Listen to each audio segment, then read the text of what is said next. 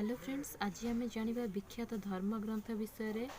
ताले हिंदू धर्मर प्रचारक होती आदि शंकराचार्य। धर्मग्रंथ होची वेद, आउ पूजापीठ होची मंदिर। ख्रीस्ट मानकर प्रचारक होती जीसु। धर्मग्रंथ होची बाइबल, पूजापीठ होची गिर्जा। बौद्धर प्रचारक होची बुद्धदेव। धर्मग्रंथ त्रिपिटक, पूजापीठ गुप्त गुंफा। इस्लाम मानकर प्रचारक होती मोहम्मद। धर्मग्रंथ होती कोरान, पूजापीठ होती मस्जिद। जैन मानकर प्रचारक होती महावीर। विख्यात धर्मग्रंथ होती अंग और पूजापीठ होती गुप्त गुंफा। इहुदी मानकर प्रचारक मूसा। धर्मग्रंथ तोराह, पूजापीठ साइन खोरु। सिख मानकर होती प्रचारक गुरु नानक। धर्मग्रंथ ग्रंथ साहेब, पूजापीठ गुरुद्वारा।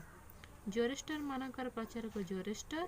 धर्मग्रंथ जेंदो भेस्ता, पूजापीठ अग्नि मंदिर। जदि आपण वीडियो भल लाइक शेयर सब्सक्राइब निश्चित करेंगे। Thank you.